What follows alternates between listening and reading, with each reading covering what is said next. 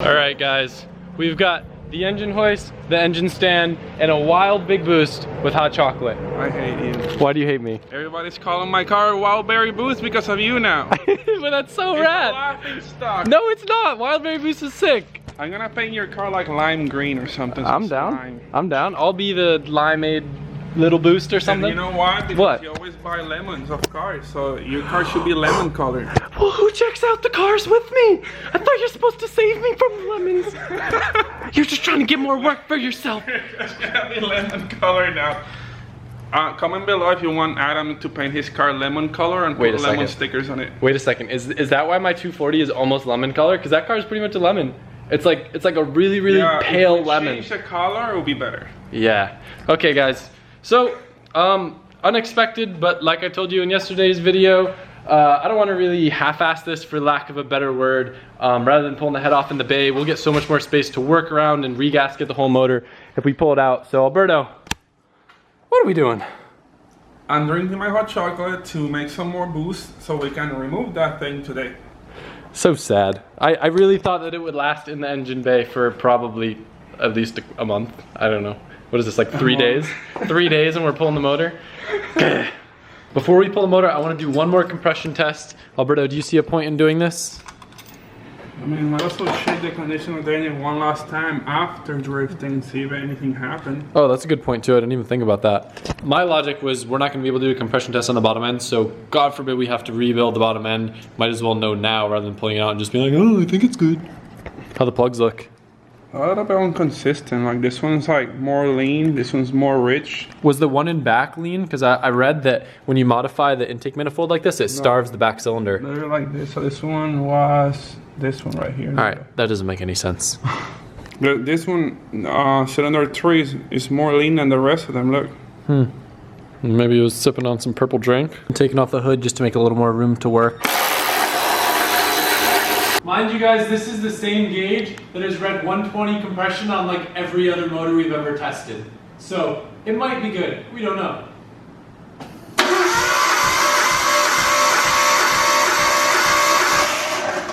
120.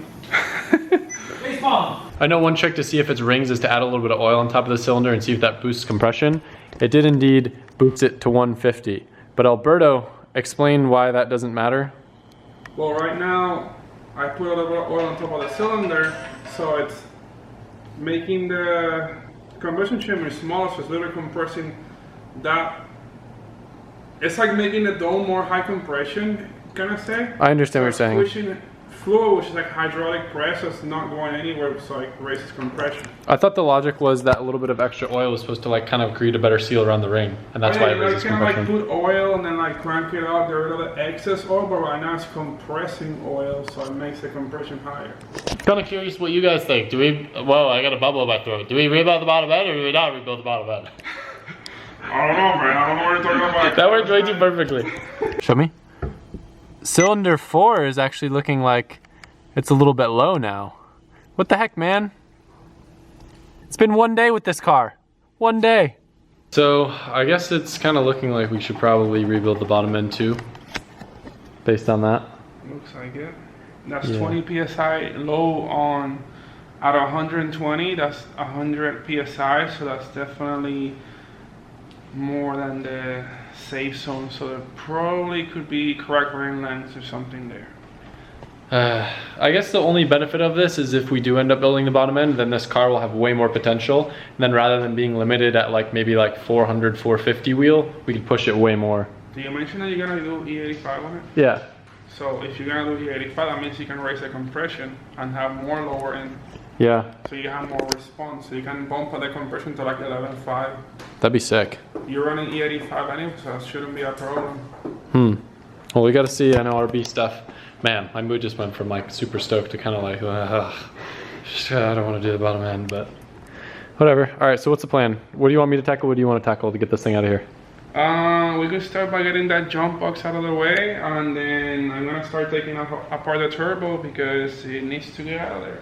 Okay, well I guess I'll just start working on all the little stuff then. Oh, drain fluids. Drain fluids. Yeah. With the new intake manifold, there's not going to be much room for the battery, so I think we are going to relocate it to the trunk on this car. I know I didn't do it in my other car, but it will clean up the bay quite a bit. It'll look a lot better and more room, and you can get rid of all this.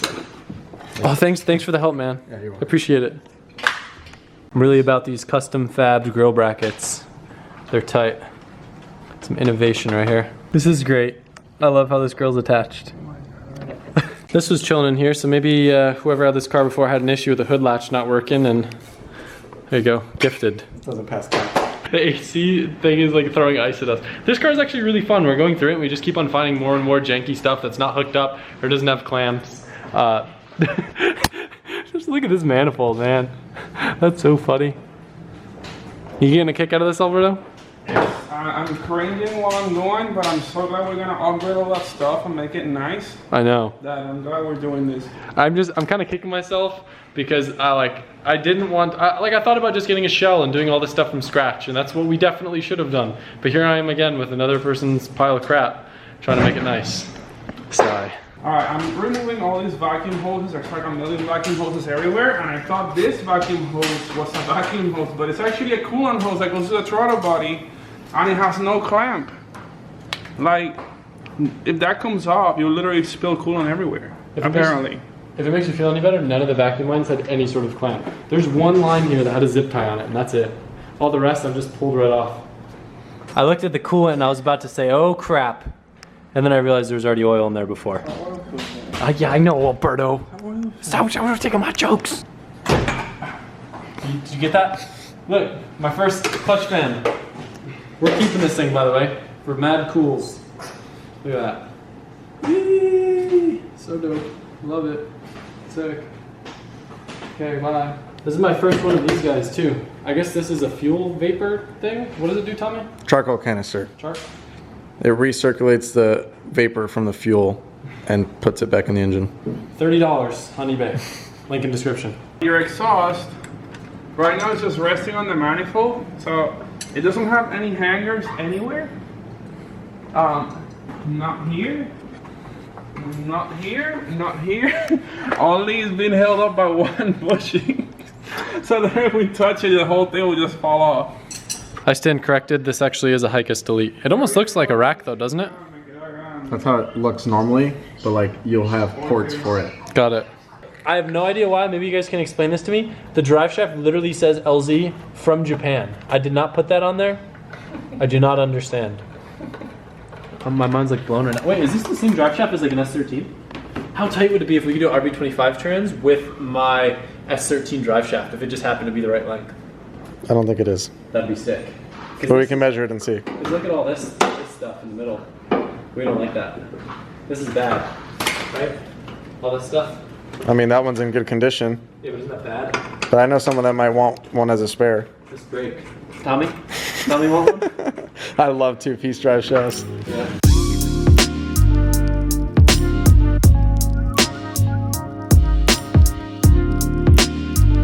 Alberto's little. Oh my god, dude. Dude, be careful. Be careful. That glove is full of tranny fluid. Dude, Shulman will literally die. Get a zip tie. Get a zip tie. He's gonna come off. Oh, don't slip and get a zip tie.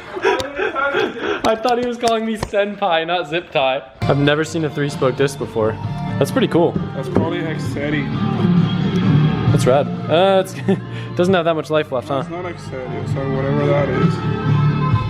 DK, Drift King. So it wasn't actually a leaky rear main seal, it was just the valve cover leaking and dripping all the way down. The involvement and complexity of this project just kind of hit me, and I'm definitely feeling a little bit overwhelmed right now.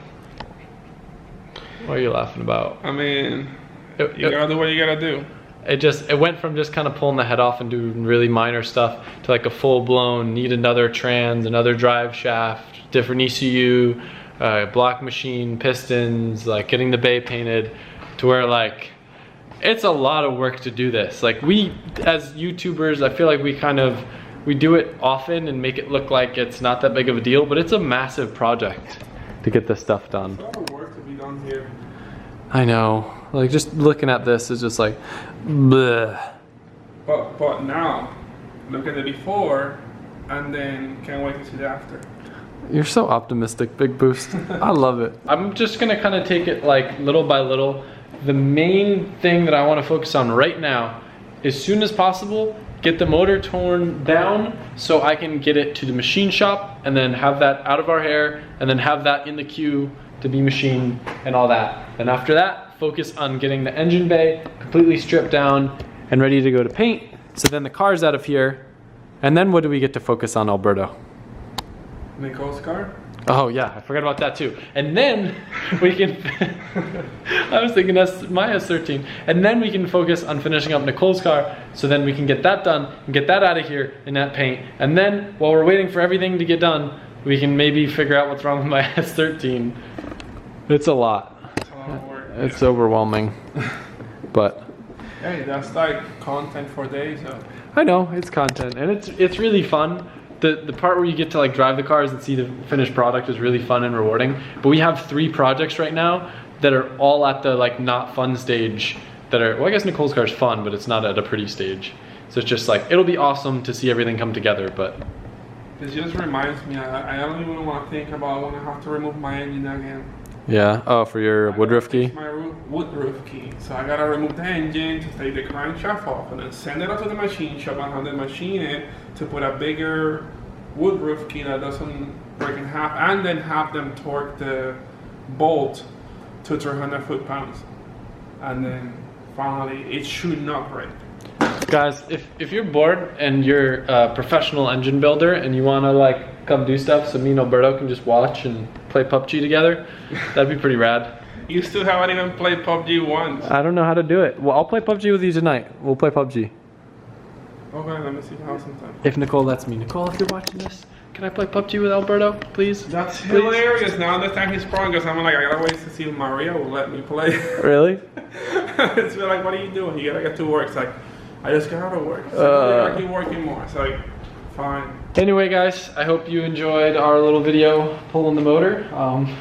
We've got a lot ahead of ourselves. Alberto made a good point that we should change this bushing out to a solid bushing while the motor's out of the car, because it is such a pain to do while the engine's in the car. But anyway. Can we delete that thing there too? There's so much we can delete. I don't even know what that is. There's so much That's funky Japanese. or whatever, and then I was thinking about maybe simplifying the pump to use a regular single pump, so it only works for the rack and doesn't have the whole line system that you don't need anymore. We'll follow up with that tomorrow, guys. We're gonna call it a night, go eat some Chinese food, have a chill evening. I hope you enjoyed the video. Later.